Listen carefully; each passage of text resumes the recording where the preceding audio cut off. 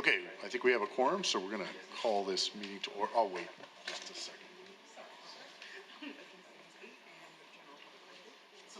Awesome, thank you. Okay, we're going to call this meeting to order of the Inland Valley Development Agency.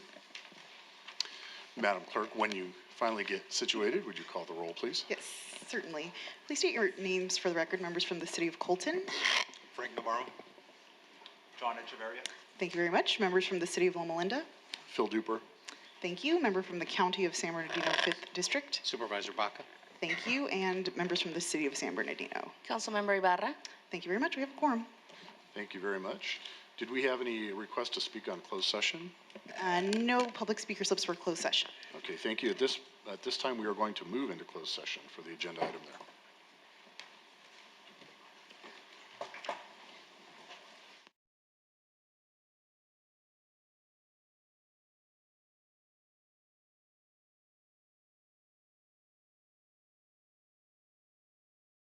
I think we're all back. Mr. Lewin, would you please report out for us? We have no reportable actions, Chair. Thank you, sir. We're going to begin the meeting now with a regular meeting with a call to order and open session and our Pledge of Allegiance. We probably should take roll one more time because we've added some members. Yes, certainly. Members, please state your name. Members from the City of Colton. Frank Navarro. John Echeverria. Thank you. Members from the City of Loma Linda. Phil Duper. Dusty Rigsby. Thank you very much. Member from the County of San Bernardino, 5th District. Supervisor Baca. Thank you. And members from the City of San Bernardino. Councilmember Ibarra. Fred Charette. Thank you very much. Thank you very much. I've asked Council Member Ibarra if she would lead us in the Pledge of Allegiance. Everybody please stand. Place your hand over your heart. Ready, begin.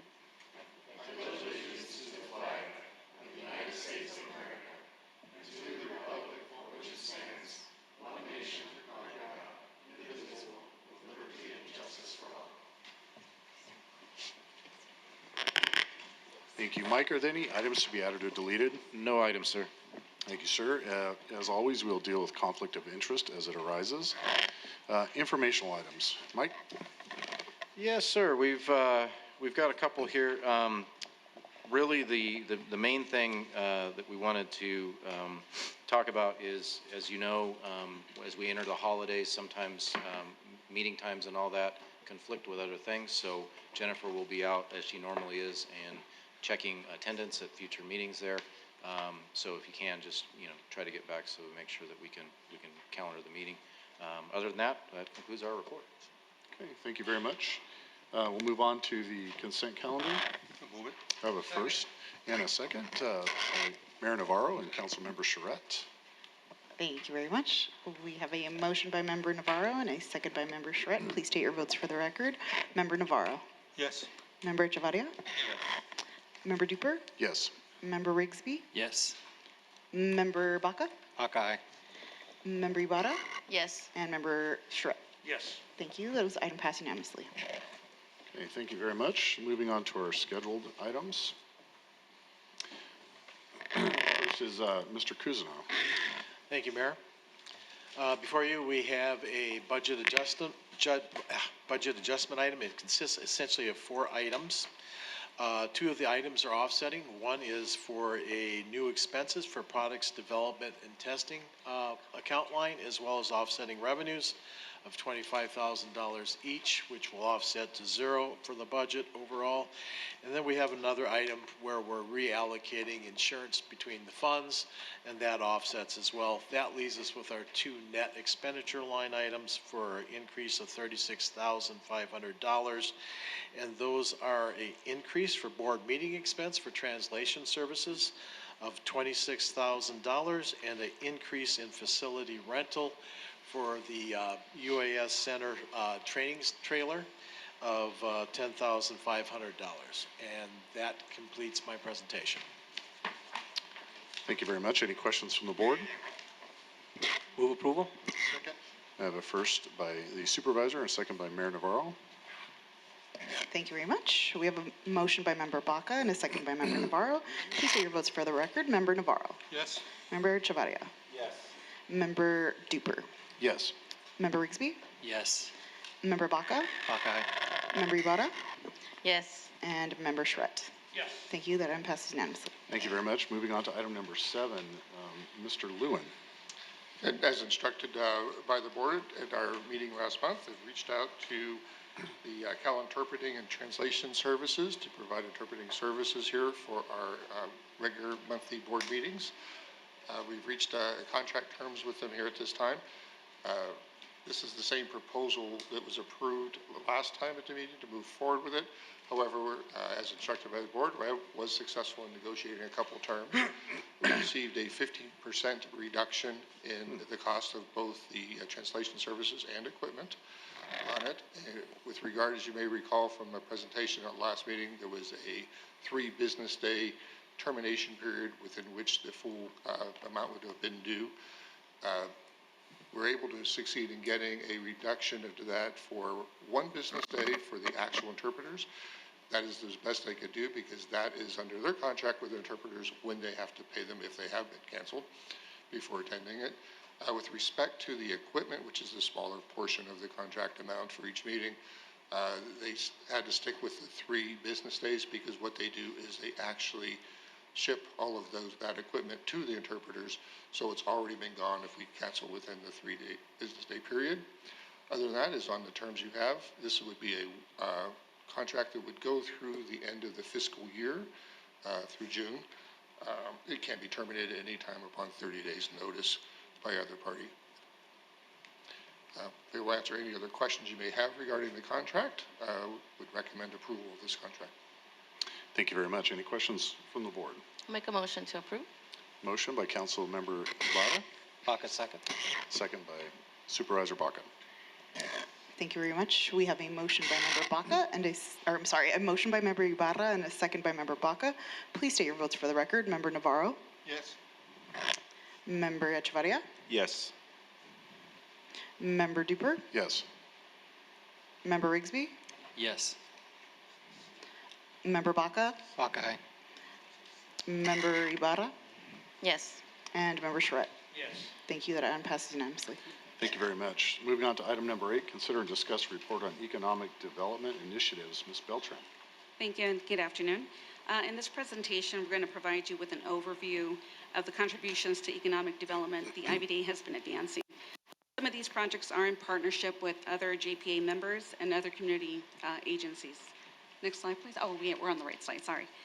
So the 3rd and 5th Street corridor improvements is located on the north side of the airport. You can see it highlighted in yellow. The project is in the construction phase, and some of the major activities this last quarter included the pour of concrete on Palm between 3rd and 5th Street. The contractor has made substantial completion of traffic signal modifications as well. The work is at 60% complete, is on schedule to finish by June of 2024. Ultimately, these improvements will reduce the traffic congestion in that area, as well as provide a better and safer access to the 210 freeways. Next slide.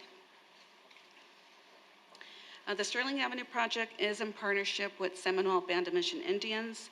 This work is being funded by the U.S. Economic Development Administration. The original scope of work included intersection improvements and also the placement of a new bridge over the City Creek bypass channel. Staff recently reviewed the preliminary cost, which estimated at $7.4 million. This is over the $3.2 million that's available in the budget. So the engineering consultant has been asked to consider other value engineering approaches for an alternative entrance. So we're looking at that and sharing that information with EDA for their consideration. Next slide. The 3rd Street corridor project is another roadway improvement project. As you can see from the project limits, it stretches from Victoria Avenue all the way to Del Rosa. This project received $3 million from Department of Transportation Community Project Funding. The agency is currently working with Caltrans and SBTCA on completion of supplementary documents to get this project cleared for the bidding phase once design has been completed. Next slide. The electric vehicle charging stations through Edison's Charge Ready program have been installed at Luxaver. We are currently awaiting for the remaining Edison's electrical gear to finalize the other locations. So we hope to see that completed here by the end of the year. Next slide. This portion of the presentation, the landing and remaining slides, I'm going to hand it back to Mr. Burrows, and he will. Miriam and speak I on are going to that. share these this time. So, We do. as you all know and can see, our partners at San Manuel are putting the finishing touches on the landing out on the east end of the airport. We are on the final stages of working on the on-airport roadways to be improved, including particularly a traffic signal on Victoria at what we call W Street, which is the southerly entrance to their site, as well as the connection of what we call East Drive, which is the road from 3rd Street down onto connect to the airport property. Those are the main things that are still out there. You'll see some traffic control, set up out there. So that work is imminent, and we hope to see that completed here before the end of the year. So next slide, if you could, Jim. Our partners at Hillwood continue to work on the Northgate project just across the street. And then the first element of that will be demolition of some old Air Force buildings that has not occurred yet. Again, set up for start late this year. And then next slide. So again, we appreciate all the feedback on the Airport Gateway specific plan. And as we've said before, this has been placed on hold, understanding we do need technical study updates. And as we had originally drafted and circulated, we can simply say that the plan as drafted is not going to move forward in current form. We know that given the feedback that we've gotten. So we will continue to work on revisions there and get that back to you as soon as possible. But okay. Yeah, it won't move forward in the current form. So the plan is not moving forward at this point? Not at this point. It needs substantial revisions. Thank you very much. And then I think next slide, Jen. So the UAS Center, this again, from a workforce standpoint, is one of the really exciting ones for me. Something's always new happening over there in this space. And most recently, we've added to our partners. So you've seen internationally there, the kiosk with our partners in Korea, and now Australia in the Queensland University space, Malta, Luxembourg, and most recently we've added Taiwan. So essentially the FAA counterpart to our administration, the Taiwanese have consulted with us and are going to be working on a number of our consultation services to help them stand up similar programs, in their neck of the woods. And so that is brand new, hot off the press. In addition, we've also added in the U.S. sector a partner with the University of Alaska at Fairbanks. And why that's important is they are one of the FAA-approved sites for some of the mid and larger drone technologies. And so they will actually be sending us clientele to be able to participate in their programs. So that really helps put us on the map with some of the very, very large players in the space. Not that we don't have large players, but this really broadens our scope and reach. And then as we've reported, the partnership with San Manuel County Schools, particularly the ROP program, is alive and well. Current contingent of over 20 students going through training and certification, and they're on track to test within the next month. So that's going quite well. So lots of exciting stuff, and hopefully before the end of the year we'll get Ms. Benson out here to give you a full overview. So that concludes our report. Okay, thank you very much. I do have one public comment on this item. Mr. Jumanji?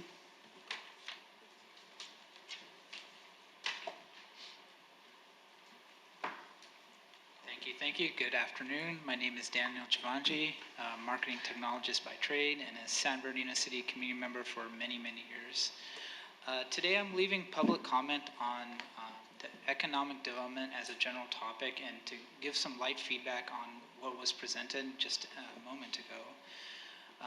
As I've mentioned before, I'd like to see a diversification of economic development. When we're taking on these projects and challenges, I'd like to see things that are already going on in the area. For example, with Loma Linda University, there's a little bit of biotech, and there could be some biotech opportunities. We could have some aerospace manufacturing opportunities with wildfires increasing, with public, first responder needs at the Air Force Base. Maybe there's something we can do with the UAS component and maybe manufacture things. Also with medical manufacturing, we have multiple, major hospitals, university hospitals in the area. When I was driving by, I think it was in the 3rd Ward, that area that borders Loma Linda, it's a little bit residential. It has some, empty land, large plots. I started noticing large truck trailer yards in the middle of the neighborhood. I was like, is this the best we could do? We're like literally a mile from 2 major hospitals, and the best thing we thought of was putting a truck trailer yard in the middle of someone's neighborhood. So I feel like there's a lot of room for improvement. I think we're in good hands with the IVDA airport staff. I feel like if we keep community in mind and plan from that perspective, there's a lot of great things we can accomplish. Just overall, as my experience as a community member and living in San Bernardino since the early 90s and noticing how it was then to what it is now, it's a drastic change. What I'd like to see with economic development is to see community in mind, like I've mentioned. For example, when we have these large partners and large companies come into town, let's make sure it's a partnership with the community. Case in example with Carmel, Indiana, Cummins Diesel. I don't know if you have any of their trucks or drive their products, but that's a stellar example of how a company has done well for themselves and has partnered with the community really well. So I'm hoping that this happens. I'm wishing you success with this, and hopefully we can continue on that. Thank you so much. Thank you, Daniel. Excuse me. Okay, moving on to item number 9, Mr. Burrows. Okay, so we are in October. I want to thank the Finance and Budget Committee for your time today and going through where we're at to the quarter here. Moving forward, next month we should be able to talk about some of the new grant opportunities that we're pursuing out there. Obviously, grants aren't always available, so Miriam has a busy time making sure we're Johnny on the spot when these things come up for application. And then we'll be talking about potential legislative initiatives from the IVDA Special District perspective. But heading into the holidays, and again, appreciate your support. Thank you very much. Okay, moving on to public comment. I do have 2 speakers. Daniel, did you want to come back up for? Okay.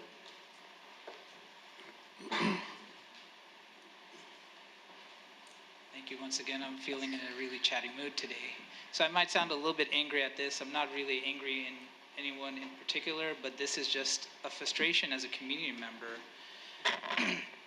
And my frustration is with the general displeasure with the zoning and kind of the decision-making that's been happening for a number of years in the city of San Bernardino, and that's kind of in the scope of the IVDA development area.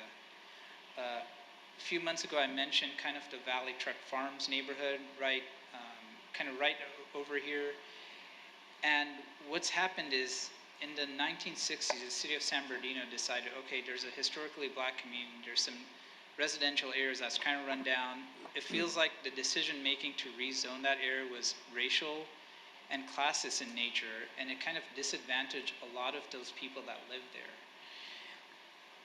And I'm feeling like there's a lot of discontinuation. When development projects come in, it's like, okay, there's people living here, but let's knock down the house. Let's, kind of prioritize on the developer side.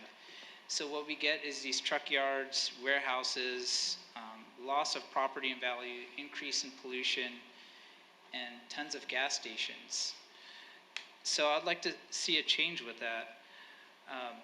Like I've mentioned before, I'd like to see a moratorium temporarily until we can make sure that we can get these developments and accommodate them in a legal way, in a sensible way. I think this is something that I'd like to hear you guys adopt or take on.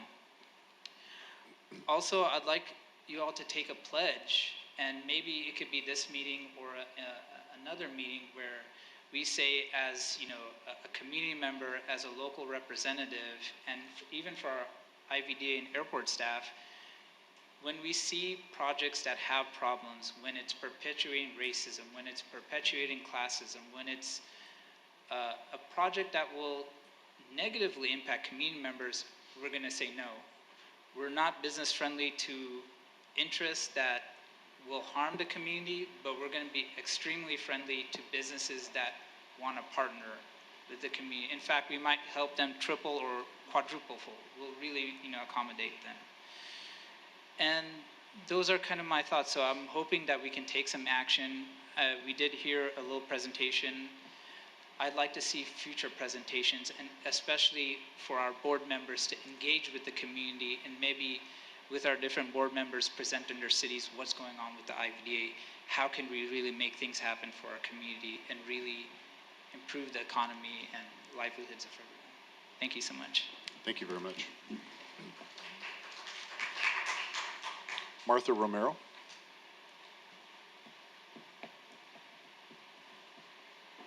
Good evening. So piggybacking a little bit on what my comrade Daniel actually said, engaging with community, prime example. So as you guys know, quite a few months back, you guys didn't know how to reach out community, and I actually talked to Burroughs and I said, hit me up and I will actually let you know how to actually connect with community. Some of you guys have received an email invitation, but I'm here to make it, legally to actually show. Can you please pass to them?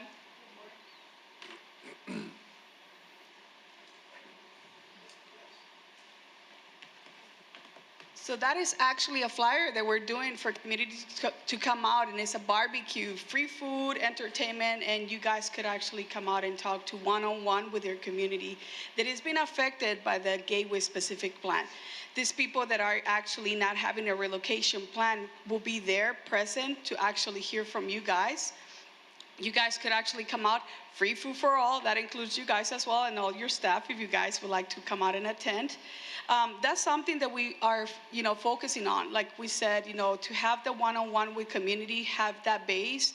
It is the best way to reach out and to let community know that you care about what's happening in the surrounding areas. And not only by the, that you care about the developers that might not bring great jobs to our area, and potentially harm our environment as well as harm us as cities and the people that live here.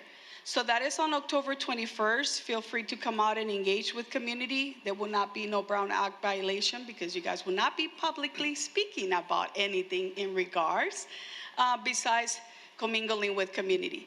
So by all means, once again, I heard that you said that the plan is being paused. Probably It's not paused, it's done. The plan is not happening anymore. So it's not happening at all? It's not happening. So, okay. So, but it's still, so the gateway is no longer going to be happening at all? The Gateway specific plan is not happening. Okay. So direct all your questions to Mike. There you go.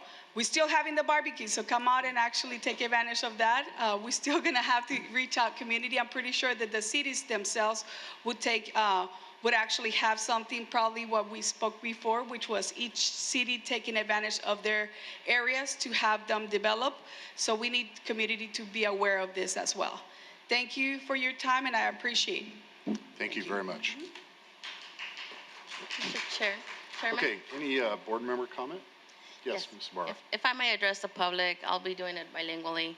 I know, Daniel, you were speaking earlier about the general plan. Just know that the city of San Bernardino has been working on it currently. There is a website. I'm not sure if you're aware of it. It's the futuresb2050.com. Also, we do have planning commissioners who are residents serving on those commissions currently. And when these warehouses come through, they go through them first before they come before council. Ahora en español, para los miembros de la comunidad que quieren involucrarse y saber lo que está pasando con el plan general de la ciudad, hay una página que se llama, está en inglés, pero es Futuro San Bernardino 2050, Future SB 2050.com. Ahí pueden ingresar su información, cómo quieren ver el futuro de la ciudad. También tenemos comisionados que son residentes de la ciudad que se involucran. Y cuando vienen proyectos como almacenes a la ciudad, pasan por los comisionados primero y luego con nosotros los concejales. So, es importante que vayan también a esas juntas para que vean lo que está sucediendo, porque muchos proyectos duran años antes de que los vea uno. And it's very important that you get involved early on, find out what's going on, because some of these projects get approved years before you guys see them happening. So definitely get involved. Thank you. Okay. Thank you very much. I think this will adjourn our meeting. Thank you all for coming out today.